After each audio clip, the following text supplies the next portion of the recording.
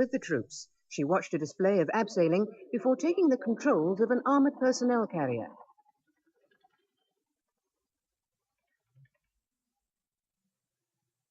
She manoeuvred it cautiously across the parade ground under instruction from a watchful sergeant. In the Royal Hampshire Regiment, of which she has recently become Colonel-in-Chief. It was to be a very special occasion for both the Princess and the regiment. Mike Allen joined the international press party as the historic royal visit began. The Princess of Wales flew into RAF Gatow Friday lunchtime on board an Andover of the Queen's flight, to be greeted by a warm crowd but a distinctly grey, cold and overcast Berlin. However, if the day was dull, the Princess's outfit was anything but. Another one to make the fashion world sit up and take note. A wool suit of shocking pink and black with the customary hat to match. Ignoring the chill in the air and declining an umbrella, she was introduced to some of the city's military and civilian dignitaries by the GOC of Berlin, Major General Gordon Lennox. Then just time to snatch a brief word with the crowd on the tarmac before being whisked away in a Daimler to begin a very busy 24 hours in the city. Her schedule began at the famous Charlottenburg Palace, a meeting with the mayor, a welcoming speech, and then the signing of the city's Golden Book, a large autograph-cum-visitors book containing a host of world-famous names, and signed by the princess with a bold, flourishing Diana.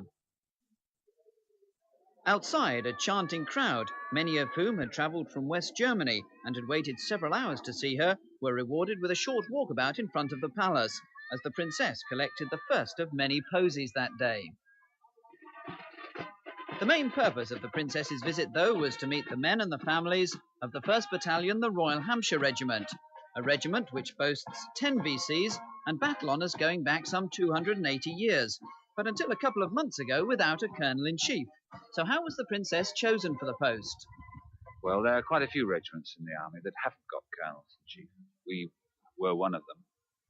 And most regiments put in really what amounts to a bid for a colonel-in-chief and wait to see what happens. And in the course of time, we hope that the Queen will either take it on herself or nominate someone else to do it for her. And in our case, we came up trumps with Princess of Wales. And what does it actually mean to be a colonel-in-chief of a regiment?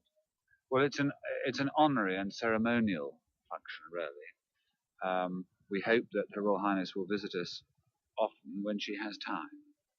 And we would hope perhaps once a year we will see her. But this visit was very much a new experience for the 24-year-old princess.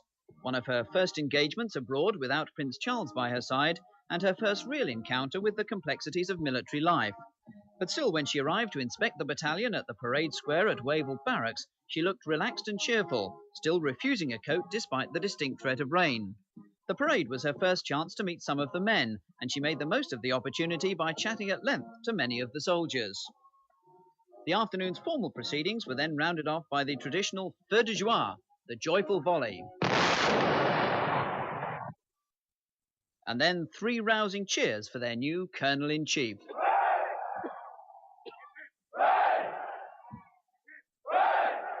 Then just time to catch her breath in the officers' mess, and then back to business with another royal walkabout.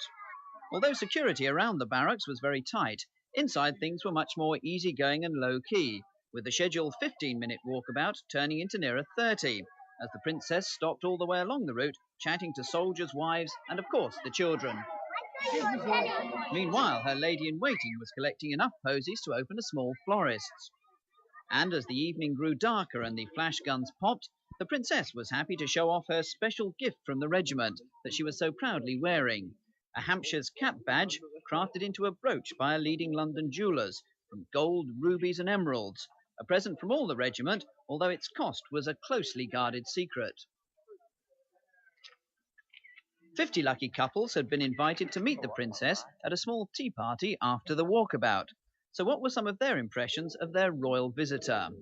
I thought she would be very shy, you know, that's the impression I had from pictures and what I'd seen on telly. But she was very natural. She knew what to say. She seemed down to earth, wasn't she? Yeah, she's easy to talk to. She was laughing a lot, wasn't she? Yeah. She was quite happy. She's very pretty, and she's a lot taller than what you see her on the TV, you know. And I enjoyed it very much, and she's lovely. The Princess is what the Americans call box office, probably the most photographed woman in the world, and her trip to Berlin was no exception. Day 2 of her visit began with 4 truckloads of the world's press being manoeuvred into position in readiness for her look around the barracks, all hoping for that extra special shot that could earn them a fortune. Today the Princess had chosen green, the emerald variety though, rather than the camouflage one, to see some of her soldiers in action. First on the agenda, a look at the regiment's anti-tank weaponry. The Milan proving a big attraction with a look down the sight to find out what it was all about, even if the explanation afterwards did seem a trifle confusing at times.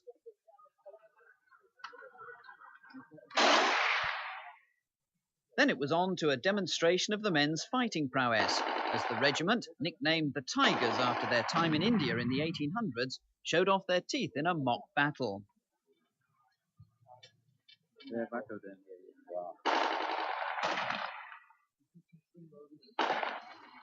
In fact, it was to turn out to be a day of surprises all round, both for Diana and the frantic press contingent. It was the Princess who got the first one, a red rose carried in the teeth of a soldier who just abseiled from a helicopter in front of her, a gift received with shy but obvious delight. And if that didn't prove that romance is alive and well in the British Army, another gift. This time, all because the lady loves a box of chocolates hidden under a combat jacket. Then it was the turn of the photographers to be surprised by the Princess when she reappeared in yet another outfit, this time much more casual. For the first time in public, dressed in sneakers and a tracksuit. She'd asked the CO over dinner if she could have a go at driving an APC, and of course Princess's wishes do come true. So presented with a specially prepared provisional MT permit, she was all ready for her first lesson. As she climbed aboard, the sound of delighted cameramen clicking to their heart's content echoed around the parade square, and Colour Sergeant Chaz Jones began the most important driving lesson of his life, with just 10 minutes to teach the Princess what would normally be spread out over 3 weeks. A tentative lurch forward and she was off. Well, for a moment anyway. But very soon she was throwing the 15 tons around like an old hand, at one stage heading for the press stand at a speed that had us all a wee bit worried. The idea was to manoeuvre the vehicle between 4 bollards, a tricky operation. But with a helping hand and a word of encouragement, she just about managed it.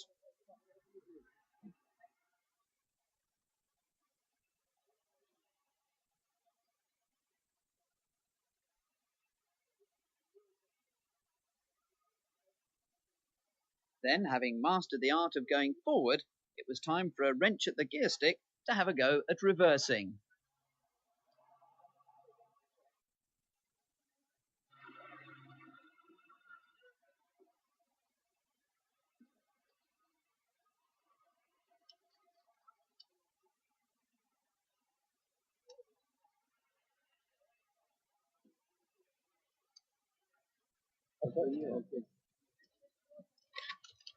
Mission accomplished, with not a hair out of place, the Princess emerged from the APC to a spontaneous round of applause from the ecstatic cameraman. So as the Princess headed for Gatow and home to another hectic round of public appearances, how did the Hampshire's commanding officer reckon the visit had gone? The visit's been a great success. It's been a memorable period for us for so many reasons, but yes, it's been a tremendous success and we've all thoroughly enjoyed it.